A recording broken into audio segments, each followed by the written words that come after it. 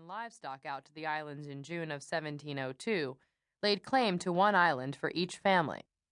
They called their settlements Bethel and Canaan. The foundation of Walter Van Heuvel's home remains a moss-covered pile of rock in a meadow on what he called Canaan Island, the exact site, in fact, of Walter's murder at the hands of his brother just 1 year into their stay. Andreas also killed Walter's children on that day and took his brother's wife over to Bethel Island to live with his family. Andreas was frustrated, it is said, that his own wife was not bearing him children fast enough.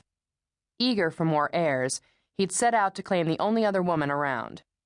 Andreas Van Heuvel broke his leg some months later while building a barn, and he died from an ensuing infection. The women and children were soon rescued by a passing English patrol ship and taken to the stockade at Fort Pemaquid. Both women were pregnant at the time. One delivered a healthy son, whom she named Niles. The other woman's child died in delivery, but the mother's life was saved by Thaddeus Corn, an English doctor. Somehow, this event gave rise to the names of the two islands, Fort Niles and Cornhaven, two very pretty places that would not be settled again for another 50 years. The Scots-Irish came next, and they stayed. When Archibald Boyd, along with his wife, his sisters, and their husbands, took over Cornhaven in 1758. They were joined during the next decade by the Cobbs, Pomeroys, and Strakens. Duncan Wishnell and his family started a sheep farm on Fort Niles in 1761, and Wishnell soon found himself surrounded by neighbors called Dalgleish, Thomas, Adams, Lyford, Cardaway, and O'Donnell, as well as some Cobbs who'd moved over from Fort Niles. The young ladies of one island married the young men of the other, and the family names began floating back and forth between the two places like loose buoys. By the mid-1800s, new names appeared from new arrivals: Friend, Cashin, Yale, and Corden. These people shared much the same ancestral background, and because there were not many of them out there, it's not surprising that, in time, the inhabitants came to resemble one another more and more. Rampant intermarriage was the culprit.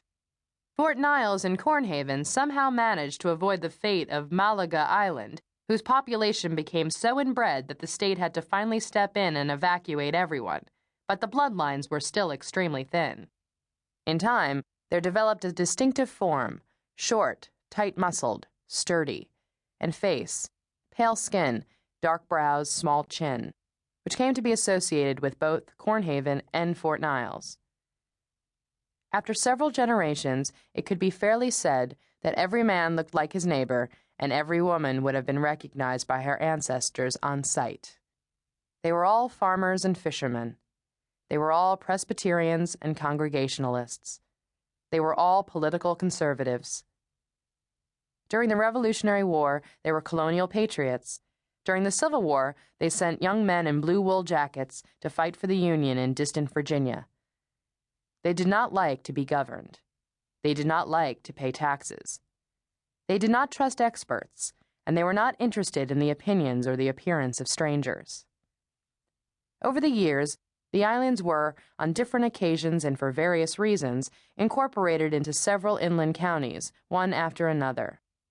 These political mergers never ended well. Each arrangement ultimately became unsatisfactory to the islanders, and by 1900, Cornhaven and Fort Niles were left to form an independent township. Together, they created the tiny domain of Skillet County. But that, too, was a temporary arrangement. In the end, the islands themselves split. The men on each island, it seemed, felt best and safest and most autonomous when left completely alone. The population of the islands continued to grow. Toward the end of the 19th century, there came a muscular expansion with the advent of the granite trade. A young New Hampshire industrialist named Dr. Jules Ellis brought his Ellis Granite Company to both islands, where he soon made a fortune by excavating and selling the glossy black rock. Cornhaven, in 1889, hit its peak, achieving a record population of 618. This number included Swedish immigrants, who had been hired by the Ellis Granite Company as raw-muscled quarry labor. Some of the granite on Cornhaven was so rifted and coarse that it was only good for making cobblestones, easy work.